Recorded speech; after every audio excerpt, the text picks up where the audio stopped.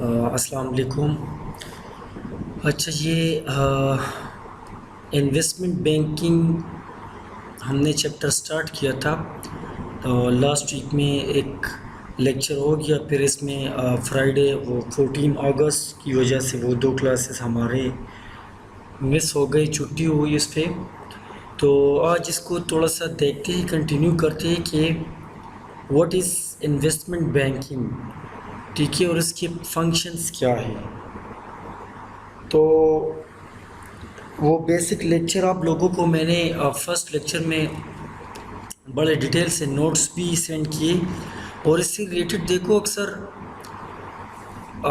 Video हम कोशिश करता हूँ कि जो भी डिफ़िकल्ट टॉपिक हो उन हवाले से मैं खामखा फिर वीडियो बनाता हूँ, या आसान भी हो चलो, लेकिन नेट पे अक्सर ऐसे वीडियोस अवेलेबल होते हैं कि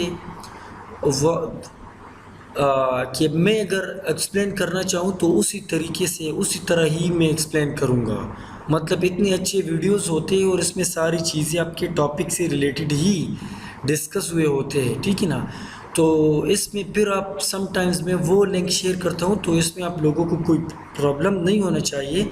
जिस तरह ये लेक्चर मैं बनाता हूँ और आप लोग नोट्स को देख के लेक्चर को सुन के उसी तरीके से तैयार करते हो, उसी तरह वो लेक्चर भी इंशाल्लाह उसी तरह ही होगा, ठीक है। तो समटाइम्स अगर कोई ऐसा लेक्चर हो जो बिल्कुल रिलेटेड हो कि मैं अगर कहूँ कि मैं बनाऊँगा तो मैं भी इसी तरह ही बनाऊँगा, तो मैं वो लिंक आप लोगों के साथ शेयर करता हूँ फिर, ठीक है।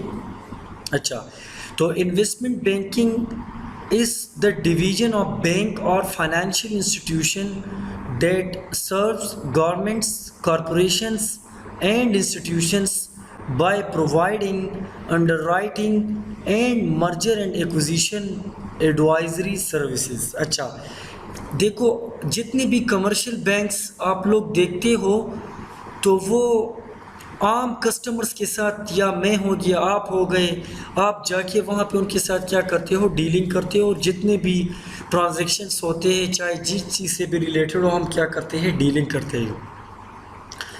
Investment bank is also is a division of bank और फाइनेंशियल इंस्टीट्यूशन। या एक बैंक है, एक पार्ट है बैंक्स का, यह एक फाइनेंशियल इंस्टीट्यूशन है डेट सर्व्स, जो काम करता है, खिदमत करता है, किसके लिए, गवर्नमेंट्स के लिए, ठीक है, कॉरपोरेशंस के लिए, कंपनीज हो गए, and institutions by providing in in in लोगों के लिए, इन ऑर्गेनाइजेशंस के लिए क्या प्रोवाइड करता है, under writing.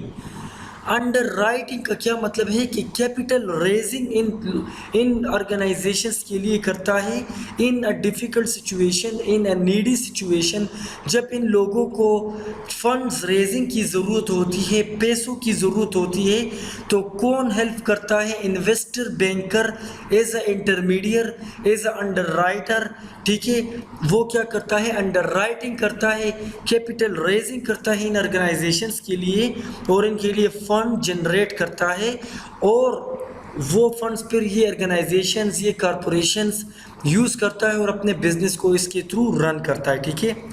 And merger and acquisition, देखो अगर एक कंपनी को ज़रूरत है कि वो दूसरी कंपनी एक्वायर करना चाहती है और इसके पास पैसा नहीं है, तो इन्वेस्टमेंट बैंकर क्या करता है, इस सिचुएशन में इस कंपनी का हेल्प आउट करता है। या कोई एक फर्म या एक कंपनी दूसरी कंपनी के साथ मर्ज होना चाहते हैं, तो इस हवाले से वो क्या करता है, इसकी फंड रेजिंग में मदद करता है, ठीक है।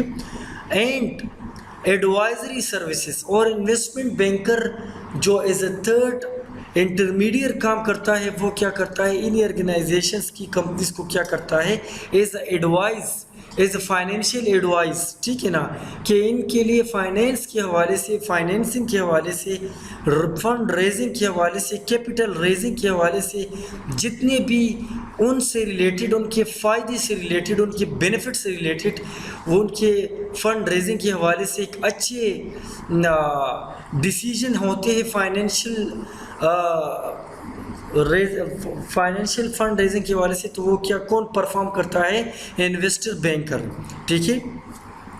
तो investment bank act as a intermediates between investors who have money to invest and corporation who require capital to grow and run their businesses.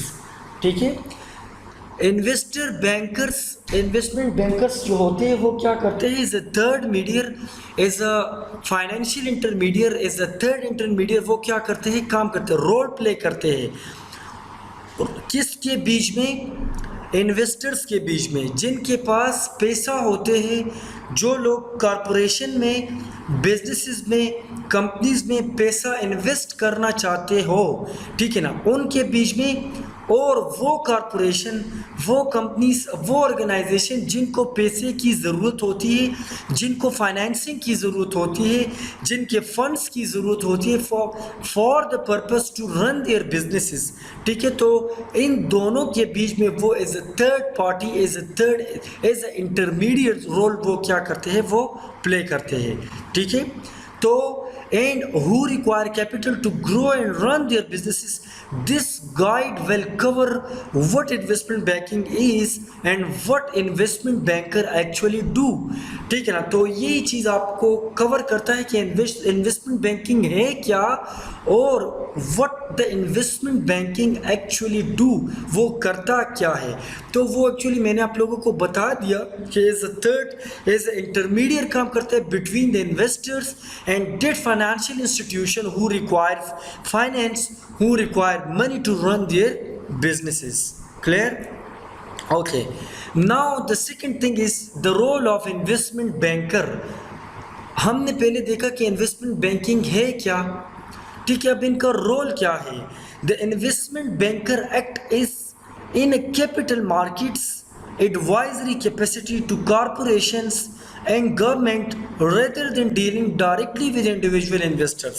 देखो पहले ही मैंने बता दिया कि इनका रोल क्या है। वो जो बैंकर है ये एक्ट करता है एज अ कैपिटल मार्केट।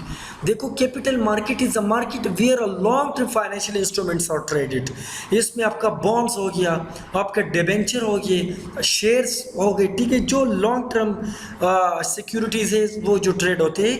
तो यहाँ पे भी इन्वेस्टर बैंकिंग एक्ट करता है एज अ कैपिटल मार्केट, ठीक है ना, जो लॉन्ग टर्म के लिए फंड रेजिंग करता है।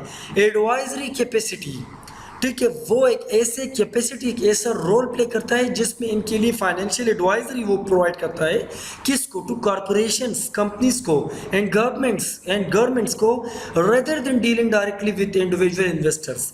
Instead of they dealing with the individual investors, they directly dealing with the governments, with the corporations, with the businesses, ठीक है ना। तो ये आम जो रिटेलर्स होते हैं, वो जो कस्टमर्स होते हैं, इनके साथ डीलिंग नहीं करते। वो बड़े बड़े गवर्नमेंट्स, कॉरपोरेशंस, ऑर्गेनाइजेशंस के लिए वो क्या करता है, फंड रेजिंग करता है और इनका हेल्प आउट करता है, ठीक है। Investment bankers help their clients raise money in the capital market. देखो वही बात है कि इन्वेस्टर बैंकर क्या करता है, अपने क्लाइंट्स के लिए, इनके क्लाइंट्स वही है गवर्नमेंट्स, फाइनेंशियल इंस्टीट्यूशन, इनके लिए फंड रेजिंग करता है इन the capital market. Capital market में वो क्या, या तो बॉन्ड इशू करेगा, डिबेंचर इशू करेगा, शेयर्स इशू करेगा, इनके थ्रू वो क्या करेगा, फंड रेजिंग करेगा, ठीक है। और फंड रेजिंग के हवाले से फिर provide various financial advisory services, और फिर इसके हवाले से वो इसको फाइनेंशियली एडवाइजरी नसीहत भी देगा कि आपको आप ये फ़ंड कहाँ कहाँ पे, किस किस बिज़नेस में, कौन कौन सी जगह पे, किस किस टाइम में ये इन्वेस्ट करना चाहिए, कौन से रेट में, कहाँ कहाँ पे। देखो तो ये सारे फिर इसकी क्या है, financially advisory and assist with merger and acquisition activities, ठीक है। और इसके साथ साथ मर्जर और एक्विजिशन एक्टिविटीज़ भी इन लोगों को प्रोवाइड करता है। Thus when the capital market are doing well, investment banker tend to do well since they can generate more revenue from all the activities that they undertake. अगर आप obviously अगर आपका capital market अच्छा जा रहा है, ठीक है ना, तो इसमें इन्वेस्टर बैंकर क्या करेगा, उसमें वो जो रेवेन्यू, वो फंड जनरेट किया है उनसे वो सही तरीके से यूटिलाइज करके रेवेन्यू जनरेट करेगा फ्रॉम ऑल द एक्टिविटीज़, जितने भी एक्टिविटीज़ है, चाहे वो आपने इन्वेस्टमेंट किया है, चाहे किसी बॉन्ड्स में, स्टॉक में, जो भी एक्टिविटीज़ है। कैपिटल मार्केट अगर अच्छा हो तो इसमें अच्छी से मुराद क्या है कैपिटल मार्केट अगर अच्छा हो तो मार्केट तो डिपेंड करता है शेयर की प्राइस पे। अगर आपका शेयर प्राइस अच्छा है तो यू आर डूइंग वेल, आपके शेयर्स की सिक्योरिटी अच्छी तरीके से, आपकी रेवेन्यू सही तरीके से जनरेट होगी। तो ये ऑल एक्टिविटीज़ अगर आपने सही तरीके से इसको ऑब्जर्व किया है, मार्केट भी अच्छा है, शेयर की प्राइस भी अच्छा है, ठीक है ना, टाइम टू टाइम को देखिए, बुल एंड बेरिश मार्केट को देखिए, उसी के मुताबिक आप अपनी एक्टिविटीज़ को सही तरीके से रन भी कर रहे हो तो आपको ऑब्वियसली सही तरीके से इनकम जनरेट होगा। ठीक है, तो ये हमने थोड़ा सा इन्वेस्टमेंट बैंकिंग और इसके रोल को देखा। अच्छा, अब इसके फंक्शन में, फंक्शंस ऑफ इन्वेस्टमेंट बैंकर में है अंडरराइटिंग डील, ठीक है, private placement, merger and acquisition, advisory function and underwriting functions. ठीक है, तो इसको हम फिर इंशाल्लाह थोड़ा बहुत हमने इसको ऊपर डेफिनेशन और रोल में भी थोड़े बहुत एक्सप्लेन हो गए। इस फंक्शन को इंशाल्लाह हम फिर कल डिटेल से एक लेक्चर इस पे भी लेके इसको कवर कर लेंगे। ठीक है, तो आज के लिए ये इतना काफ़ी था। कल इंशाल्लाह फिर नेक्स्ट लेक्चर के साथ फिर फर्दर प्रोसीड करेंगे। Thank you.